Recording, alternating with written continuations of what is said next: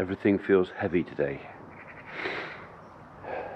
Not so much heavy I can't pick it up. It's just,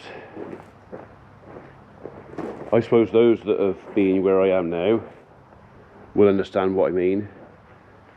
But yeah, everything just feels heavy. Cattle have come up, they want another bale, so I'm going to go and give that to them now and just have a quick clean out and scratch out in there. I've started putting this tank in, ready to bring the young stock over because they're going to be chewing their toenails before long. I need to get the gravel out of the back of my Land Rover. Probably going to make a little pile against the wall there or something later on. I may just take a bale over to the young stock today and put it inside the corral, just to make sure they're used to going in there. And then if I can pull myself together today and get this sorted out, maybe I can bring them back tomorrow. So we've got to go and pick up on Mum's stuff from the home today, so that'll probably be the last time I ever go there. Well, I hope, for a while anyway. So okay, right, well I'm going to go on and chip out or clean out the cattle, give them a chip bed, give them a bell. You've seen that before, you don't need to see that again. I think I'm just going to do little snippets of the day and just kind of where I am and maybe what I feel like. So.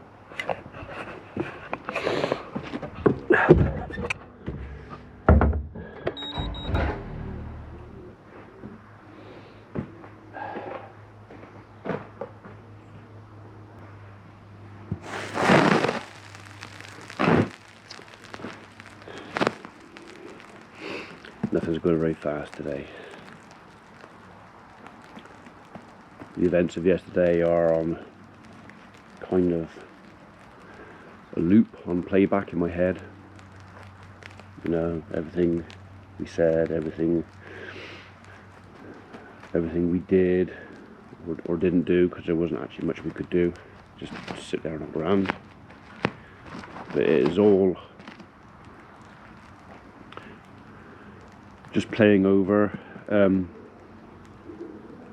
You think of things that are yet to come, so got to arrange obviously funeral. We're not massive church goers, so I don't think we'll be having a church service. I think it's just going to be down to the crematorium and a service there.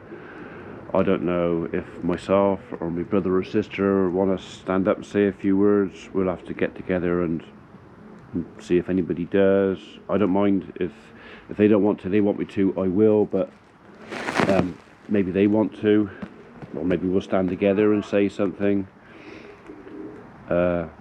She was a special lady, okay, and it's the time like now, and this is why I'm sharing this. It's the time now. I no longer have any more opportunities to tell her that I love her, that I appreciate her, that I'm grateful for everything she's done, did, grateful for making me what I am, because she was a huge part of me and the type of person I am. So if I've got anything to pass on with this experience, however uncomfortable it is, and however some of you might feel odd that I'm sharing this, your mum, you only ever get one. Your parents, you only ever get one. You may not have a great relationship with your mum, your dad. It may be something was said years ago, something was done years ago, and you're not speaking, or you're not close. But personally, I've got no real regrets. I've said everything and done everything I can. I still want to say more. Still want to tell her that I love her and I miss her and thank her. But I can't now. But there will be folks out there that have lost touch with their kids, or lost touch with their parents, or for whatever, lost touch with close family. And all I'm saying is, life is short, life is precious, and sometimes when folks fall out or lose touch, it's for all the wrong reasons. It's either pride or greed or well, for whatever. So if anybody out there is in a situation like that and there are bridges that can be mended, please mend your bridges.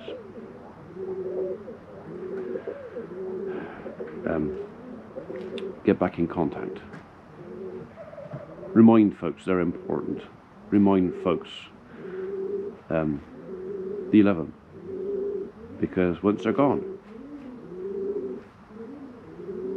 and then you can't do it again. So, like I say, I've been fairly lucky. I spent a lot of time with my mother over the last couple of years, visiting her, talking to her. Lots of the stuff that I'm going to have to go through and do now, I've already discussed with her and arranged with her, and she's happy with what we're doing, and I'm doing what she wants me to do, and I've had the opportunity to do it. So personally, no real regrets, other than the fact that I can't do it anymore. But to anybody else, if you don't have that kind of relationship with your parents, it's never too late. Or your kids, it's never too late. Try and mend the bridge. At least then, even if it doesn't work, at least then you've tried. Okay? So that's the only message I can really pass on from today. So pretty downbeat video today, I'm afraid. Pretty depressing, I suppose, in some ways, but I also have to remember that she was in a great deal of pain. She was bedridden. Her quality of life was nil. I would have swapped places for her if I could. If I could have given her some time to do what I can do, I would have done that. Not possible. But for her, she's now, as far as I'm concerned, in the best place. She's back with her mum and her dad and her brothers and whatever family, you know, if you believe in that kind of thing. So yeah. So, like I say, I'm not a religious person. Did say a little prayer last night. I asked him up there to give her a nice quiet job in a garden with her mum, preferably, because she loved her garden.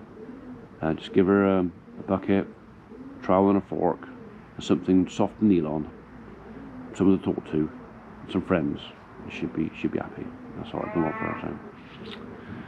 Right, okay. I'm going to give this bill to the cattle, and then hopefully Mrs. P will be back in about half an hour.